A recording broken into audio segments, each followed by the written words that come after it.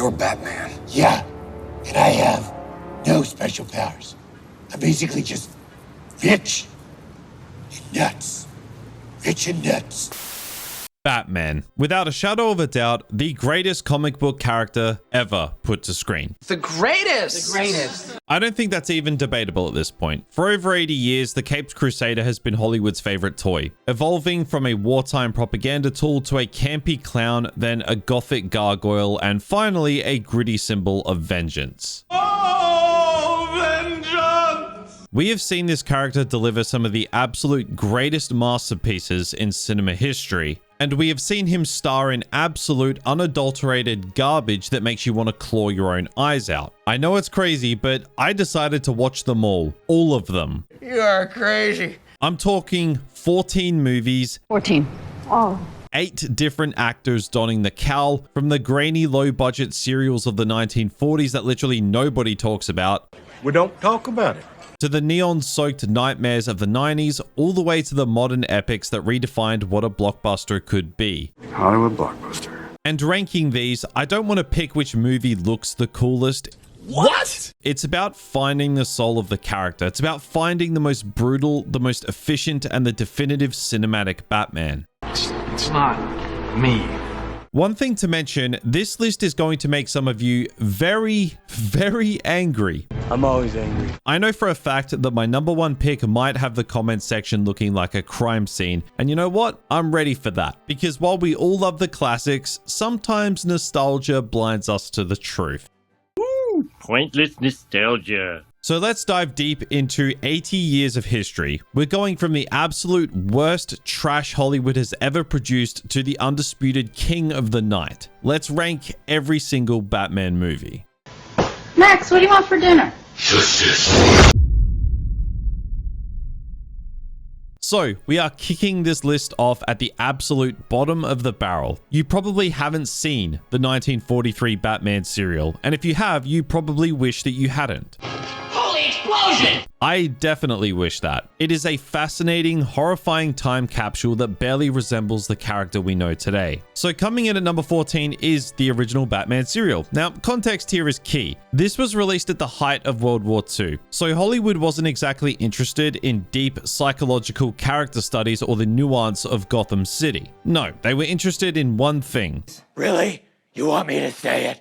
You want me to say it? War propaganda, and oh boy does this one lay it on thick. To say this show hasn't aged well would be the understatement of the century. It is absolutely riddled with uncomfortable, overt racism. Jesus Louise. The plot doesn't revolve around the Joker or the Penguin, it revolves around Batman acting as a government agent. Yes, a government agent, not a vigilante, trying to stop a Japanese supervillain named Dr. Daka. What? No. And because this is 1940s Hollywood, Dr. Daka is played by J. Carroll Naish, a white guy in incredibly offensive yellow face makeup. The dialogue is full of slurs and anti-Japanese sentiment that was standard for the time, but makes for an excruciating watch today. It's essentially a 15-chapter public service announcement telling you to buy war bonds, disguised as a superhero story. Holy oleo. Production-wise, this is absolute slop. The budget was practically non-existent. You've got Lewis Wilson playing Batman, and bless his heart, he's the youngest actor to ever play the role at 23, and he looks like he's wearing his dad's oversized pajamas. The cowl has ears that flop around like a sad bunny. The Batmobile is literally just a regular Cadillac convertible that Alfred drives around, and the fight scenes look like two drunk guys stumbling out of a bar at 3 a.m. Isn't that so crazy? Crazy! It's chaotic, it's cheap, and it's a chore to sit through all 3.5 hours of it. However, credit where credit is due. As much as I want to throw this into the garbage bin of history, we actually owe this serial a lot. It introduced the Batcave, called the Bat's Cave, and it was the first time Alfred was depicted as thin and having a mustache, which the comics actually adopted later. Before this, Alfred was a chubby comic relief character, so in a weird way, this racist, cheap, propaganda-filled mess actually helped shape the Batman lore a bit to the state we love today. But is it a good series? material? Absolutely not. It's a historical artifact, a curiosity at best, and a painful reminder of a different era at worst. It is the furthest thing from brutal or cool. It's basically a school play with a budget of $5 and a lot of hate in its heart. Now, just barely edging out the racism of 1943, we land at number 13 with the 1949 serial Batman and Robin. Now, this one is just a crime against entertainment. It's essentially a reboot, new cast, new story, but somehow they managed to make it look even cheaper than the one filmed during a world war. The only reason this isn't dead last is because it's not trying to be political propaganda, but from a filmmaking standpoint, it is an absolute slog again. It's another 15 chapters spanning nearly 4 hours of Batman running around in the broad daylight of the California desert, because nothing screams The Dark Knight like a guy sweating in wool tights at high noon in the middle of nowhere. The atmosphere is just non-existent, and we have to talk about the costumes. You'd think 6 years later they'd upgrade the suit, right? But no, they actually made it worse. Robert Lowry plays Bruce Wayne, and his Batsuit fits him like a garbage bag. Rumor has it the costume was actually a refitted Superman suit, which explains why the cowl sits on his neck like he's drowning in fabric. He looks like a guy having a midlife crisis at a Halloween party, and Robin, just a pair of bright tights stretched over some very hairy legs. It's not a good look, guys. The plot is also this meandering 4-hour mystery about a villain named the Wizard, who is about as threatening as a wet sock. It's a generic who is under the hood mystery where the reveal is painfully obvious from mile 1, but the real comedy here comes from how incompetent everyone is. Vicky Vale almost figures out Bruce is Batman immediately because, spoiler alert, he doesn't change his voice or his mannerisms. He literally just tells her he's going on a vacation to throw her off. World's greatest detective, my ass. We also get the debut of Commissioner Gordon and the Bat Signal, but the execution is hilarious. The Bat Signal is used during the day, which, physics, hello? And Alfred literally just looks out the window and tells Bruce, hey, lights on. It's so low tech that it hurts. So yeah, Batman and Robin is technically an improvement because it has slightly more action and less racism, but it is boring. It looks terrible, and it treats the Caped Crusader like a joke. It's a museum piece, sure, but as a movie, it is complete trash. Hi, Robin. What comes in 12s? Donuts!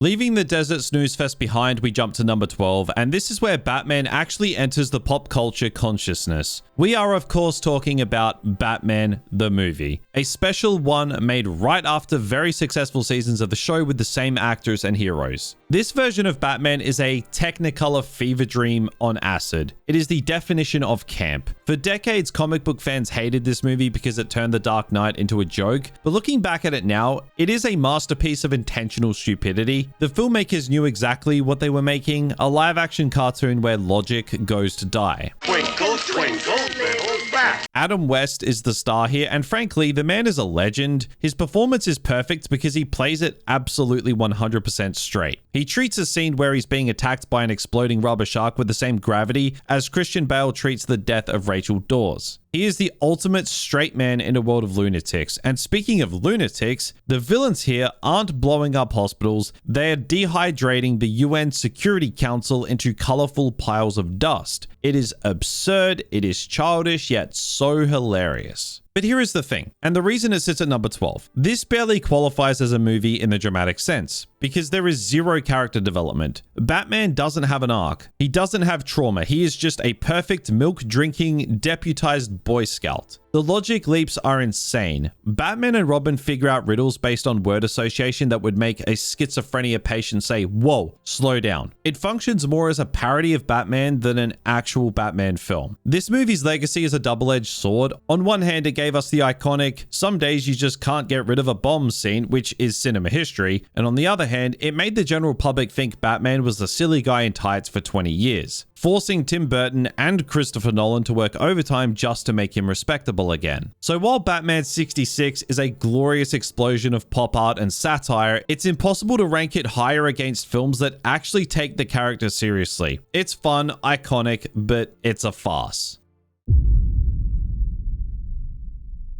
At number 11, we have the What Could Have Been files. We are lumping Ben Affleck's appearances in Suicide Squad and The Flash together because neither of these are Batman movies. They are tombstones for a cinematic universe that never quite figured itself out. First, Suicide Squad, a film edited by a trailer company that tried way too hard to be Guardians of the Galaxy meets Deadpool. Batman is barely in it, existing mostly as a mythic boogeyman to punch Will Smith in the face and remind us why Amanda Waller needs a team of villains. He looks terrifying, sure, but his presence is fleeting, drowned out by the neon-soaked mess of the editing room. Then we have The Flash. By the time this movie came out, the DCEU was almost dead and buried, but Affleck surprisingly gives us one of the best moments here, and no, it's not the CGI-heavy action scene where the suit looks like rubbery plastic. It's the quiet conversation with Barry Allen outside the courthouse. For 5 minutes, we see a seasoned, wise, empathetic Bruce Wayne. It is the perfect evolution of the character, a man who has processed his trauma and is trying to guide the next generation. But here is the tragedy of Batfleck in a nutshell. Visually, he is perfection. The suit, incredible. The chin, sculpted by the gods. He looks like he walked right out of The Dark Knight Returns. He is a tank, but the writing around him was always fighting against him. In these cameos, he is a Ferrari parked in a garage full of clowns. He elevates the material simply by showing up, but the movies themselves are so disjointed and messy that his Batman feels like a guest star in his own universe. These cameos are frustrating because they show us glimpses of greatness, a Batman who is physically imposing yet emotionally mature, stuck in films that simply weren't worthy of him. He deserved a solo film. He did. He deserved better writing. But instead, we got snippets of brilliance amidst a sea of mediocrity. And of course, we can't talk about The Flash without mentioning the other Batman in the room, Michael Keaton. This movie treats his return like a sacred cinematic event, and to be fair, it mostly works. Keaton's Batman is older, sharper, and visibly more unhinged in that quiet, I've been doing this for 40 years kind of way. He feels like a survival instinct wrapped in a cape, smiling as he casually explains how he learned to fight without rules. It's a fun, crowd-pleasing version of the character. Leaner, meaner, and powered almost entirely by nostalgia, but it's also deliberately one note. This isn't a full character arc as much as a greatest hits remix, a reminder of why this version of Batman mattered in the first place. And we'll circle back to Keaton properly later, because he deserves more than a multiverse cameo victory lap.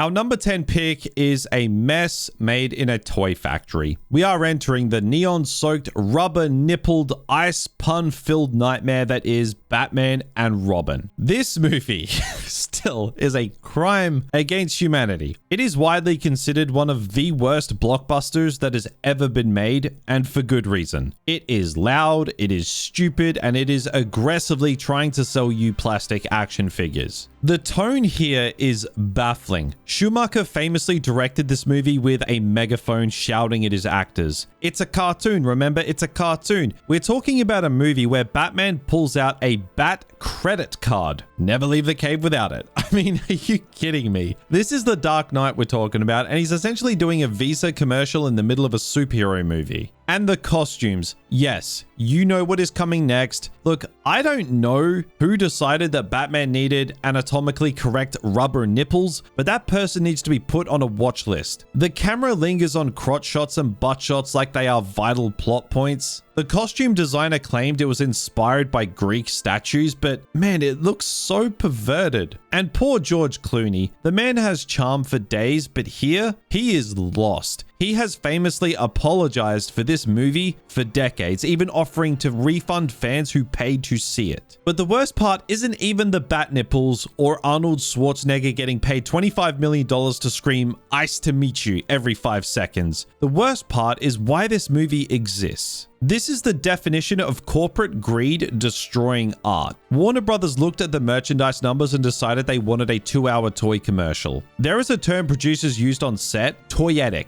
They literally designed vehicles and Arctic suits solely so they could sell more plastic crap at McDonald's. Forget storytelling, it was about maximizing the quarterly earnings report. It is cynical, hollow, and everything I hate about modern Hollywood, just done with 90s flair. The Batmobile in this movie is an open-top convertible with neon lights. Like, why? Oh, because it looks cool on a toy shelf. The plot here just doesn't make sense, the acting is messy, and the whole thing feels like a fever dream. However, I firmly believe that Batman and Robin is the most important superhero movie ever made. Not because it's good, it is absolute garbage, but because it failed so spectacularly that it forced the entire industry to change. It bombed so hard that Warner Brothers cancelled the sequel, Batman Unchained, and put the character on ice, pun intended, for 8 years. Kevin Feige, the architect of the MCU, has gone on record saying this is one of the most important comic book movies ever made because it failed, and it failed so spectacularly. Without the absolute disaster of Batman and Robin, we never would have gotten the hard reset that gave us Christopher Nolan. We needed to hit rock bottom so we could climb back up. So in a weird twisted way, we have the bat nipples to thank for The Dark Knight. So while it sits at number 10 for being an objective disaster, a part of me loves it. It's a guilty pleasure. I watch it every year. It's so bad that it's funny.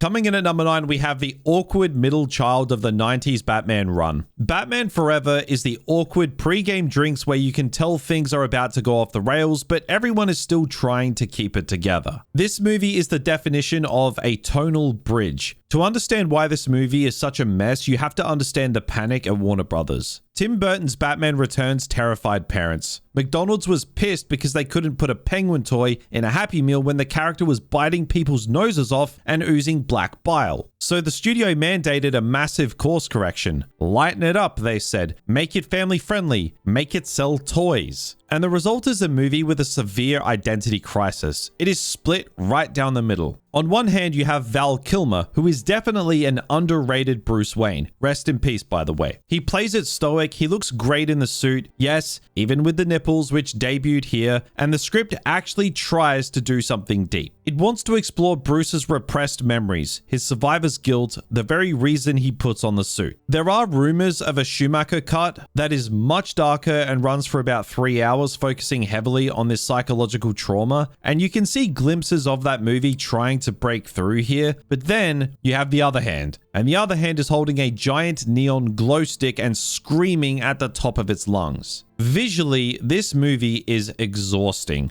Gotham City stopped being a gothic nightmare and turned into a neon-soaked theme park. Everything is acid green, hot pink, or leopard print. The statues are gigantic for no reason. The gang members look like they're in a blacklight theater trope. It's the toyetic mandate in full force. While Batman and Robin felt like a commercial, Batman Forever still feels like a movie, but one where the marketing department was standing behind the camera with a gun to the director's head. And let's talk about the villains. Tommy Lee Jones as Two-Face is a tragedy. He's a great actor, but here he's just trying to out-clown Jim Carrey. He's bouncing off the walls wearing a glittery bodysuit and completely ignoring the tragic duality of Harvey Dent. Then there is Jim Carrey as the Riddler. Look, I love Jim Carrey. This is peak 90s Carrey. He is electrifying. He is literally rewriting the script on the fly, screaming, contorting his body, and stealing every single scene that he is in. But he isn't playing the Riddler. It's the Joker on speed. He saw what Jack Nicholson did and said, "Hold my beer, I can be louder," and it's entertaining as hell, but it completely destroys any sense of danger or darkness the movie was trying to build with Bruce's story.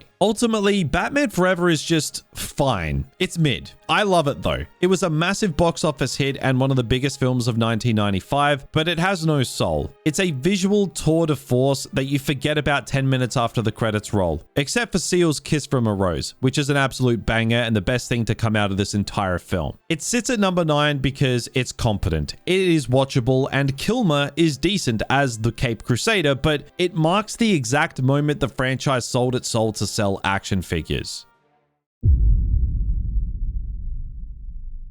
At number 8, we have the film that terrified parents, traumatized an entire generation of children, and single-handedly destroyed a McDonald's Happy Meal deal. We are talking about Tim Burton's Batman Returns. Batman Returns is the reason the studio had to apologize. This movie is absolutely unhinged. After the massive success of the 1989 film, Warner Brothers basically handed Tim Burton a blank check and said, do whatever you want. And he wanted to make a German expressionist silent film about freaks, sexual repression, and daddy issues, featuring a guy dressed as a bat. This barely qualifies as a superhero movie. It is a Tim Burton movie first and a Batman movie a very, very distant second. Visually, it is a masterpiece. It is one of the most stylish, atmospheric films ever made. The snowy Art Deco Gotham looks fantastic. It feels cold, it feels claustrophobic, and it feels like a gothic fairy tale gone wrong. But tonally, it's absolutely repulsive. And I mean that in the most complimentary way possible. We have a plot that kicks off with parents throwing their deformed baby into a sewer on Christmas. We have a villain who bites people's noses off and oozes black bile. We have clowns kidnapping children. It is dark, it is cynical, and it is definitely not for kids. Like, this film actually freaked me out as a kid, and I was watching Platoon at 5 years old, for Christ's sake. The villains here are the main attraction, completely overshadowing the hero.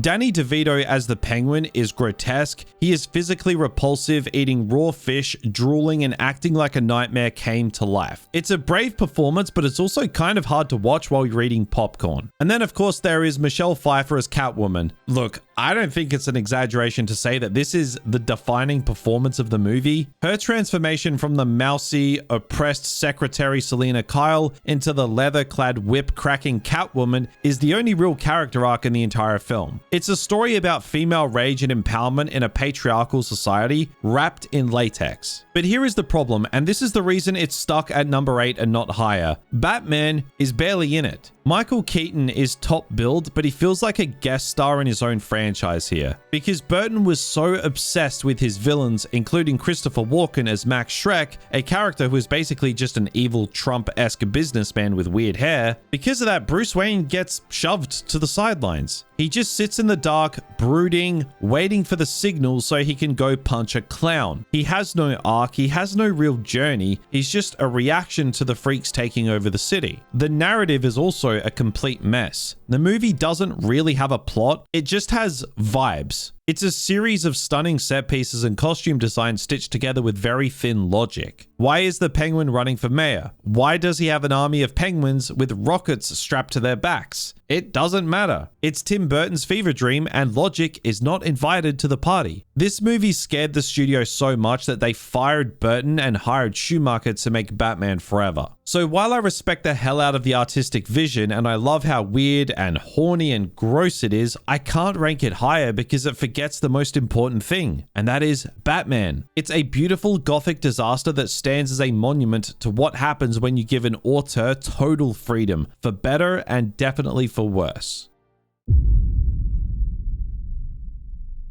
And now we arrive at the big one, the cultural phenomenon, the movie that changed everything. Coming in at number 7 is Tim Burton's Batman. Without this movie, the modern superhero blockbuster simply does not exist. Before 1989, Batman was still largely seen as the guy who danced the Batusi with Adam West. People were terrified when Michael Keaton, Mr. Mom, a comedic actor, was cast as the Dark Knight. Fans sent thousands of angry letters to Warner Brothers, but then the movie came out and it shut everyone up. It made over $400 million, sold enough merchandise to fund a small country, and proved that comic book movies could be serious, dark, and incredibly profitable. Production designer Anton Furst created a Gotham City that looks like hell erupted through the pavement. It's an industrial gothic nightmare that feels claustrophobic and impossible, yet totally real. It's dirty and dangerous. Combine that with Danny Elfman's score, which is hands down one of the greatest superhero themes ever written, and you have an atmosphere that is absolutely unmatched. It feels cool, it looks cool, and it sounds cool. But here is the reason it's sitting at number 7 instead of the top 3. If you take off the nostalgia goggles, the script does have some serious issues. First off, this isn't a Batman movie either. It's a Joker movie. Jack Nicholson is top billed for a reason. He absolutely chews the scenery, delivering a performance that is charismatic, terrifying, and hilarious all at once. He is the main character. He gets the origin story, falling into the vat of acid. He gets the best lines. He gets to dance to Prince songs while destroying a museum, which was a blatant commercial cash grab, but Prince is Prince, so I'll allow it. Keaton, on the other hand, he's great as Batman. The suit looks incredible, and that silhouette is iconic, but he can't move in it. He literally has to turn his entire body just to look at someone because the cowl is made of stiff rubber. It makes him look stiff and frankly a little goofy in fight scenes. And as Bruce Wayne, he's fine, but he's weird. He doesn't have that obsessive discipline or the playboy facade that we expect. He's just a slightly awkward rich guy. And then we have the biggest sin of this movie. Batman kills people. Like, a lot of people. He blows up a factory full of henchmen. He straps a bomb to a guy's chest and smiles as he explodes. He shoots machine guns from the Batwing. Look, I know it was 1989 and the rules weren't as strict, but this is a fundamental misunderstanding of the character. Batman's one rule is that he doesn't kill. And here he is racking up a body count that would make the Punisher blush. Also, can we talk about the twist? In this movie, the Joker killed Bruce's parents. Have you ever danced with the devil in the pale moonlight? It's a cool line, sure, but it makes the world feel incredibly small. Batman doesn't fight crime because of a systematic issue in Gotham. He fights crime because he wants revenge on this one specific guy. Once the Joker is dead, his mission is theoretically over. It simplifies the mythology in a way that feels a bit cheap. So Batman 89 is a legendary film. It redefined the genre, gave us the coolest Batmobile of all time, proved Michael Keaton could be scary, but structurally, it's a bit of a mess. It prioritizes style over substance, and it fundamentally changes who Batman is to fit a blockbuster mold. Yes, it's a classic, make no mistake, but compared to the depth and complexity we get later on, it sits firmly in the middle of the pack.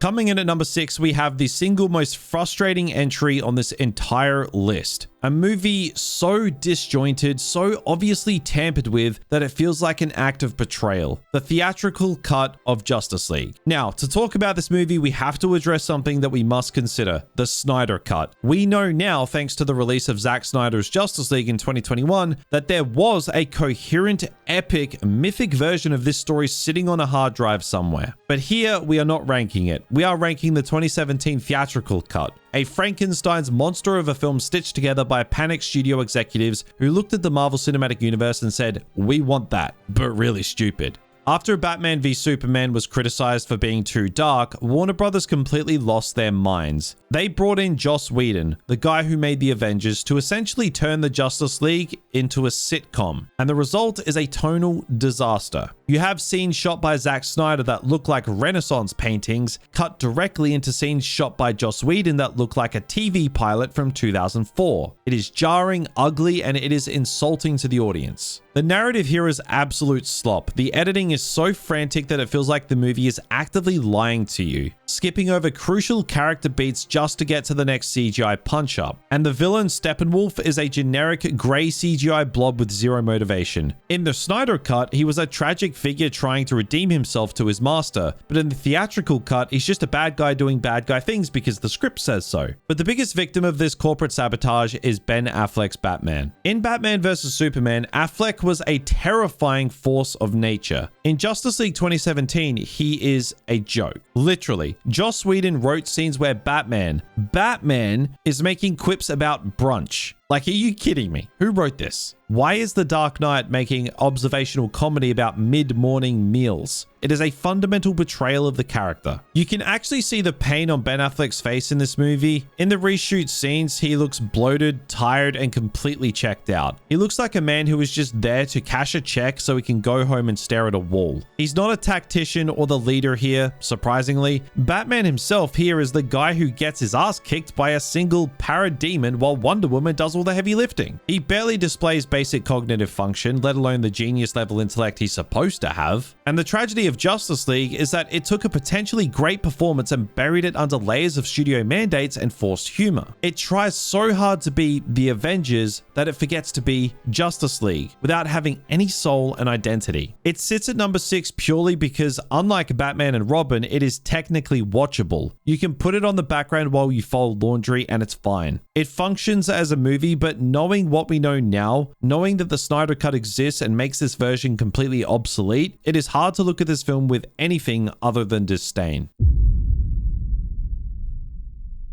So number 5 is Matt Reeves' The Batman. When Robert Pattinson was announced as Bruce Wayne, the internet collectively lost its mind. But then the first trailer dropped with that Nirvana track and the sound of duct tape ripping, and we all realized, oh, Matt Reeves is cooking. For years, we've heard Batman called the world's greatest detective, but the movies rarely showed that. Nolan's Batman did a bit of ballistics work, sure, but he was mostly a ninja. Snyder's Batman was a tank. But Pattinson's Batman, he is straight up Sherlock Holmes in a cowl. He spends half the movie looking at carpet fibers, solving riddles, and actually investigating crime scenes. Finally, we get the noir detective story that the comics have been doing for decades. And visually, this film is a masterpiece. Cinematographer Greg Fraser, who also shot Dune, by the way, the man literally doesn't miss, created a Gotham that feels like it's sweating. Dark, rainy, grimy. It feels like the camera lens is constantly covered in filth. It's the most atmospheric Gotham I've ever seen. Somehow they made a city that is actively trying to kill you. And how was Robert Pattinson? This is not the suave playboy Bruce Wayne we are used to. This is emo Kurt Cobain Bruce Wayne, and it works. This version of Bruce is a bit of a weirdo. He's a recluse. He doesn't shower, he doesn't sleep, he wears sunglasses inside, and he listens to Nirvana. The line between Bruce Wayne and Batman is completely blurred. In fact, Bruce Wayne is the mask here. When he takes off the cowl, he still has the eye makeup smeared on his face, looking like he just walked out of a My Chemical Romance concert. He is a man completely consumed by his trauma. He is a raw nerve fueled by rage, beating thugs into a pulp, not because it's the right thing to do, but because it's therapy for him. The sound design in this movie also deserves its own award. The first time the Batmobile starts up is a monster waking up from a nap. It is visceral. You feel it in your chest. And Michael Giacchino's score is simple, repetitive, but haunting. It sounds more like a horror movie soundtrack, which fits perfectly because, to the criminals of Gotham, Batman is a horror movie monster.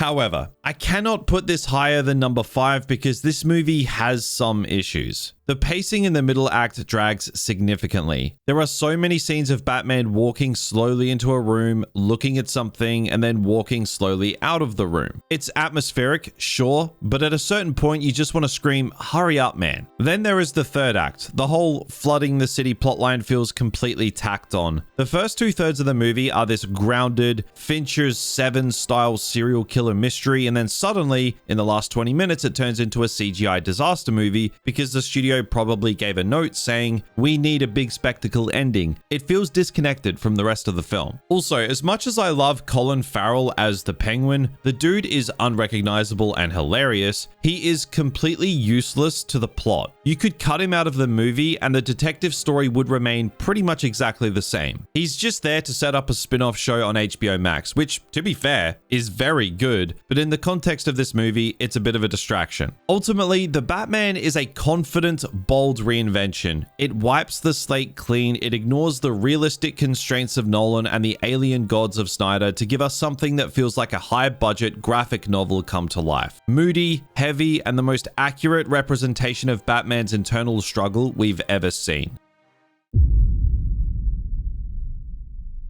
We are cracking the top 4, and we are doing it with the most polarizing, ambitious, and frustratingly brilliant blockbuster ever made. Sitting at number 4 is the grand finale of the Nolan trilogy, The Dark Knight Rises. Christopher Nolan was in an impossible position here. How do you follow up The Dark Knight? How do you follow up Heath Ledger? The answer is, you don't try to beat it, you just change the genre entirely. This film is a bit of a war movie. It is a biblical epic. The scale of this movie is absolutely staggering. Nolan wasn't interested in Batman stopping a bank robbery. He wanted to explore the total collapse of Western civilization. He touches on class warfare, the Occupy Wall Street movement, and the weaponization of hope. The concept that Bane uses hope to torture the citizens of Gotham, giving them a false sense of liberation before planning to nuke them, is dark, twisted, and brilliant. And Christian Bale here is the broken Batman. We find Bruce Wayne 8 years later after The Dark Knight, and he is a wreck. He's walking with a cane, he's grown a Howard Hughes hermit beard, and he has completely given up on life. He isn't Batman because he wants to save people anymore. Here, he is a Batman because he's looking for a spectacular way to die. Watching Bane physically and psychologically dismantle him, breaking his back and throwing him into a hole in the ground to watch this city burn is one of the most punishing arcs we've ever seen a superhero go through. Speaking of Bane, look, Tom Hardy is a force of nature. He exudes a physical dominance that I hadn't seen before. When he fights Batman in the sewers, there is no music, just the sound of water and his fists hitting meat. It is brutal. However, why this movie isn't in the top 3? Well, the script is a mess. The logic leaps in this movie are insane. Bane takes over Gotham for months, and his plan is to blow it up anyway, so why wait? Why turn it into a weird sociological experiment for 5 months? It doesn't really make sense. And don't get me started on the pit. Bruce Wayne gets his back broken, literally vertebrae protruding from his skin, and his solution is to have a random prisoner punch it back into place. Do a couple of push-ups and boom, he's ready to climb a wall. Get out of here. And how does he get back to Gotham from the middle of nowhere with no money and no passport? He just appears. Then there are the character betrayals, Alfred leaving Bruce. I get it, Michael Caine is acting his heart out and it's heartbreaking, but it feels like emotional violence against the audience. Alfred would never leave Bruce to die. It feels completely out of character. And then Talia al Ghul. Yes, Marion Cotillard is a great actress, but her reveal in the third act completely neuters Bane. Suddenly, this terrifying warlord is reduced to a henchman in the friend zone. And her death scene? It is legendary for all the wrong reasons. The little head bob, the bleh noises. It is the worst piece of acting in a $200 million movie, period. It's like almost a parody. Also, Joseph Gordon-Levitt's character, his legal name is Robin. Like, really, Nolan? You couldn't just call him Dick Grayson? You had to legally name him Robin? That is the most eye-rolling moment of the trilogy. But despite all of that, the ending lands. When Batman flies the bat out over the bay and sacrifices himself, it is the perfect thematic conclusion. The idea that Batman is a symbol, not a man, is finally realized. And Alfred at the cafe in Florence, nodding to Bruce and Selina, is the happy ending they deserve. The Dark Knight Rises is a flawed masterpiece. It is messy, it is bloated, and it is overindulgent, but it is also powerful, emotional, and epic in a way that comic book movies rarely are. It gave us a beginning, a middle, and an end. A complete story, not perfect, but a hell of a goodbye.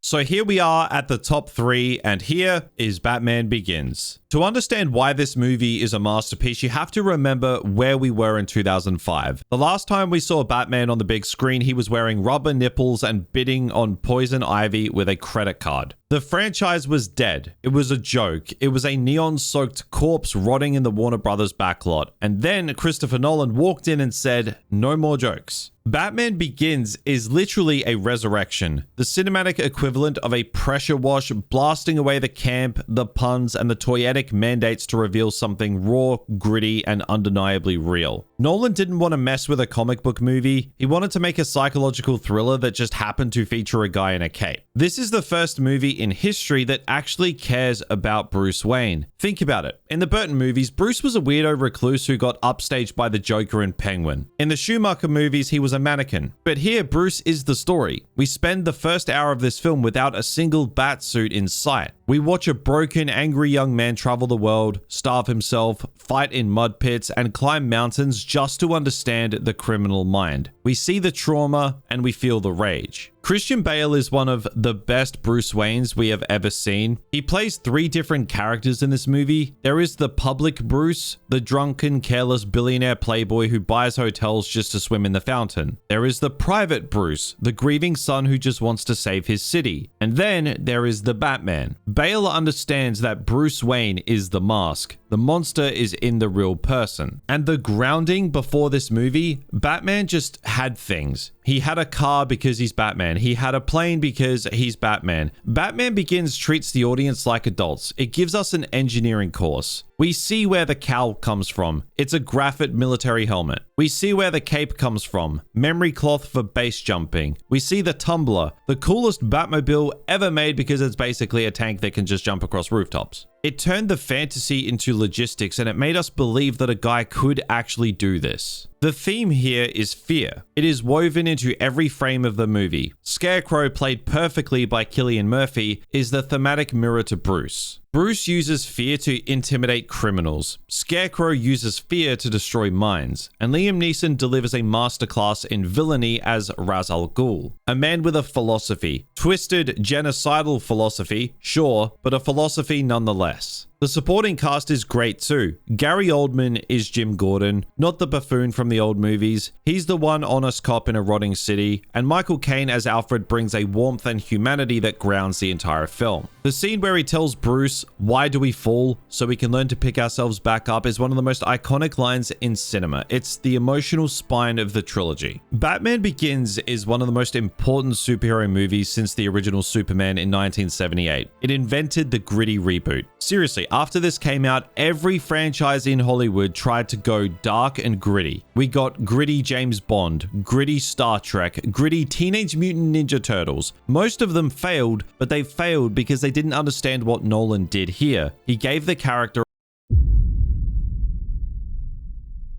I can feel the rage typing in the comments. You picked the guy from Batman vs Superman? You picked the guy who screamed Martha? Yes, I did. Because if you strip away the bad scripts, if you ignore the studio interference, and if you look purely at the character, the physicality, the psychology, the movement, and the sheer presence, Ben Affleck is the definitive, undisputed, ultimate cinematic Batman. Let's start with the obvious. The look. For decades, we compromised. Adam West had the dad bod. Michael Keaton was 5'9" and couldn't turn his head. Val Kilmer and Clooney were mannequins. Christian Bale, God bless him, fought like he was trying to elbow his way out of a crowded elevator. Robert Pattinson was great, but he was a skinny guy in armor. Ben Affleck. Ben Affleck is a tank. He is a 6'4", 225 pounds of pure unadulterated rage. He is the first actor who actually looks like the drawing in a comic book. When he stands in a room, he consumes the space. The suit, specifically the gray and black one from Batman vs Superman, is perfection. No rubber nipples, no stiff neck, no hockey pads. It is a fabric stretched over muscle. He looks like he walked straight out of the pages of Frank Miller's The Dark Knight Returns. He looks like a demon who haunts alleyways. But it's not just about looking the part, it's about how he moves. We have to talk about the warehouse scene. This is, without a single shadow of a doubt, the greatest Batman fight scene ever filmed. Nothing else even comes close. It isn't the stiff, choreographed dancing of the Nolan films. It is the Arkham video games come to life. It is brutal, fast, and terrifying. It's not just enough for Batman to just punch people here. He is dismantling them. He breaks arms, he throws crates, he uses gadgets mid-combo. He moves with a speed and ferocity that is genuinely scary. For the first time in cinema history, you look at Batman and you understand why criminals are terrified of him. You understand why he is a myth. If I were a thug in that warehouse, I wouldn't fight back. I would just lay down and apologize. But now let's address the controversy, the brutality, the killing. Yes, Batfleck kills people. He shoots the gas tank, he brands criminals, he uses guns on the Batmobile. It was my execution for Keaton's first movie, but with the context of this specific version, it makes perfect sense. This isn't the rookie from year one. This isn't the noble hero from The Dark Knight. This is a Batman who has been fighting for 20 years. He is broken, he is tired, he has seen good people die. He has a dead Robin suit hanging in his cave, spray painted by the Joker, mocking his failure every single day. This version of Bruce Wayne is an alcoholic. He pops pills with wine for breakfast. He has lost his way. He is essentially the villain of Batman vs Superman for the first two acts. He is a fallen angel who has lost his faith in humanity. That cynicism, that world weariness adds a layer of tragedy that we rarely see. It may feel that he fights to save the city, but in fact he's fighting because he has nothing else left. For this final spot, I'm isolating the character, and when you look at the Batman himself, not the movies around him, one version just stands above the rest. And here is why he takes the #1 spot. The arc. Affleck has the most complete emotional journey of any Batman. In Batman vs Superman, he is a monster. He is filled with xenophobic rage against Superman. But by the end of the movie, Superman's sacrifice breaks him out of it. It restores his faith. Then, in Zack Snyder's Justice League, we see the redemption. He isn't just the brute anymore. He is the leader now. He is operating on faith alone, unites the team. He stands on top of his specialized tank, firing at aliens, knowing he is just a man among gods, but holding the line anyway. And finally, in The Flash, in that one beautiful scene outside the courthouse, we see the final evolution. The mentor. He tells Barry, "Our scars make us who we are." That is a Bruce Wayne who has processed his trauma. He is charismatic, empathetic, and he is finally at peace. Ben Affleck gave us the full spectrum. He gave us the playboy billionaire who can actually charm a room. He gave us the world's greatest detective. He gave us the tactical genius, and he gave us the absolute physical peak of human conditioning. The tragedy of Batfleck is that he was trapped in messy movies. Batman vs Superman has a dumb script, and the Martha moment will always be cringe. Suicide Squad was a fever dream. The Flash was a CGI disaster. Snyder Cut was a great movie, but it was built around so many characters, and the main center was Superman. This version of Batman never got his solo movie, the one he was supposed to write and direct, featuring Deathstroke, which remains the greatest what if in comic book movie history. But if you isolate the performance and if you look at the character work, he stands alone. He is the only version on this list who feels like he has the history, the trauma, the money, and the muscle all at once. He is the only version who looks like he could fight every other Batman on this list simultaneously and win. Controversial, flawed, brutal, and that is exactly why he is the best.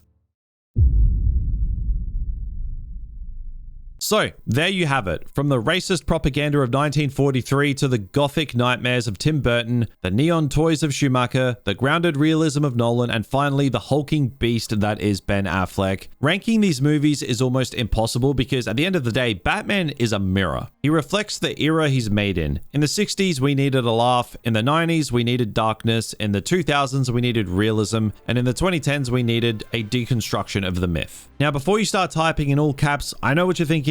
Where is Kevin Conroy? Where is Batman Beyond? What about Mask of the Phantasm or the Batman animated series? And look, I hear you. If I included animated movies, maybe Kevin Conroy would probably take the top spot instantly because he is the GOAT. I also didn't touch on the anime anthology Gotham Knight or the Lego Batman movie, which is unironically one of the best character studies of Bruce Wayne ever made, but this list was strictly just live action. However, if you guys really want to see me dive deep into the animated side of things, let me know. If this video blows up, we might just have to do a part 2. Maybe you hate my number 1 pick, maybe you think the Dark Knight is untouchable, maybe you unironically love the bat nipples, and you know what? That's fine. That's the beauty of this character. He can be anything. But thank you so much for watching this massive deep dive. Subscribe if you haven't already and let me know in the comments, who is your definitive Batman? Let's argue in the comments, but let's be polite and respectful. And as always, take care.